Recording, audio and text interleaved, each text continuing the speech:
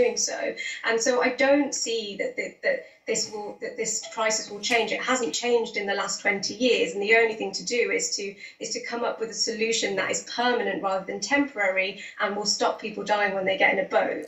There's always inevitably a lot of emotive language that's flung around, but when the boss of a charity says the death of a young lad like this is down to the Home Secretary Priti Patel and her behaviour, is that a fair criticism to make?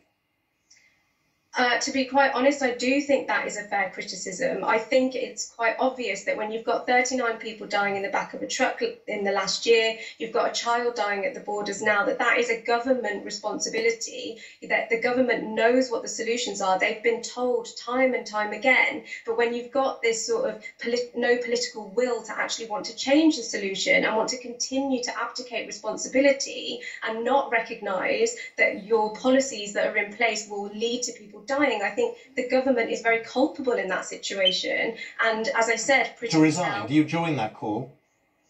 I think she needs to be held accountable for what has happened today and what has happened last year. Whether or not that leads to a resignation is not for me to decide, but I definitely think that she is culpable in this situation and has accountability. But the more relevant point is that regardless of whether it's Priti Patel or another Home Secretary from the Conservative government putting these policies in place, unless the Conservative government changes its political will to want to return people, to make the route unviable and to place responsibility on France, ultimately the system will not change, and we will continue to see more people dying as they try to enter into the UK. Annie Rahman from the Joint Council for the Welfare of Migrants, good to talk to you. Thank you very much for your time. Now, the Mayor of Greater Manchester, Andy Burnham, is writing to the Health Secretary, Matt Hancock, to ask that Wigan Borough is released from coronavirus restrictions. He says it's a changed picture in Greater Manchester, with rates stabilising in Wigan, where the rate of infection is 9.4 per 100,000. That's for the week ending the 15th of August.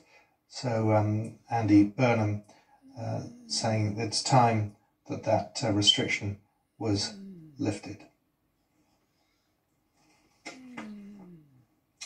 People are being urged to be more understanding of the reasons that some may not be wearing masks in places where face coverings are compulsory. Campaigners say it's often not obvious why some people may be exempt from wearing them. Our correspondent Caroline Davis has been speaking to a woman who was raped and who finds mask wearing profoundly distressing. Mask wearing has become an emotional issue, but what happens if you can't wear one? 29-year-old Georgina Fallows says it brings back traumatic memories of the night she alleges she was raped. She's waived her anonymity to talk to us. I was walking home late at night and was just pulled off the street, and to stop me from screaming he put his hand over my mouth. So putting on a face mask, for me, anything across my mouth, even if it was an oxygen mask, which has happened before, it brings back all those feelings and that anxiety, and at its absolute worst that can trip over into a full post-traumatic stress disorder flashback. The easiest way to describe it would be like a hallucination.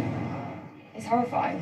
I will shout and scream and be rolling on the floor. Georgina says she's limited how much she's been going out, but on the 2 times she has, she's been challenged, once by a woman at a hairdresser's. She was herself very distressed, and she said, oh, you know, people like you are killing my father, and you just think, oh God, that can't, you'd be inhuman if that didn't make you feel this big. It's not my place to say, well, your anxiety doesn't matter. So if I could wear one, I would. Although she would welcome a way to prove that she's exempt, Georgina says she understands why some don't want to advertise it. I completely understand that there are many people, not just rape victims, but other people with disabilities that don't necessarily want to admit that they have this issue. She was also disappointed in recent comments made by the Met Police Commissioner Cressida Dick, who said that she hoped that people not complying with wearing a mask would be shamed into complying. And that is so unhelpful, because you cannot have somebody in that position who has a huge voice saying to members of the public, challenge.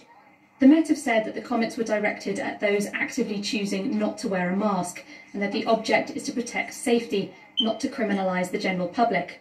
Georgina thinks that despite potential abuse, the public should give non-mask wearers the benefit of the doubt. If one more person thinks, oh, hang on a minute, I'm not going to challenge because I don't know what that person's been through, then that will be for the better. Caroline Davis, BBC News. After the government's U-turn on A-level grading, universities are warning that in some courses, such as medicine and dentistry, institutions may not be able to admit students this year. Because the cost of the course is higher than student fees, some students will have to defer until next year. And universities say if they're left out of pocket as a result of the exam fiasco, they want government support. Simon Jones reports. A-level student Azaria needed 3 A's to study medicine. She thought she'd missed out when her results were downgraded by an algorithm. The government's U-turn means she now has the required marks as predicted by her teachers, but fears there won't be space for her on her course. So stressful to have your life essentially toyed with and changing every few minutes. 1 minute I'm crying, next few minutes I'm happy. I just don't know how to feel, and it's so stressful, especially for your mental health. And I just think it's been awful for a lot of students, definitely not just me, everyone. Medical schools are a particular pinch point. Places are highly competitive and traditionally limited, as part of the cost is met by the government.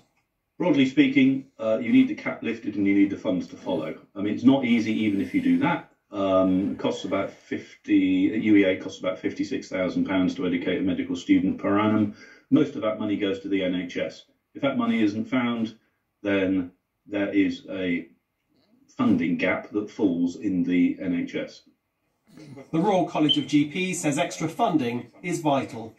We know that students from disadvantaged backgrounds, we know that students from Black, Asian and ethnic minority backgrounds were particularly disadvantaged by the algorithm. And our concern is those students who would make brilliant doctors, we absolutely need a diverse medical workforce, would be disproportionately disadvantaged by the exams fiasco.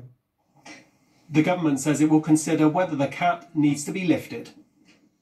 These are unprecedented circumstances with not having the A-levels having been taken. And we are looking at that. Thankfully, we've got an expansion in the number of medical places this year, the biggest number of medical places ever, because we're hiring into the NHS, we're growing the NHS.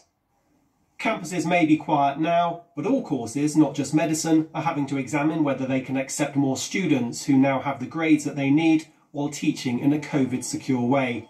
Clearing lines are busy. But there's also a call for financial support from universities who will lose out if students reject places in favour of higher grade offers elsewhere. GCSE results are out tomorrow in England, Wales and Northern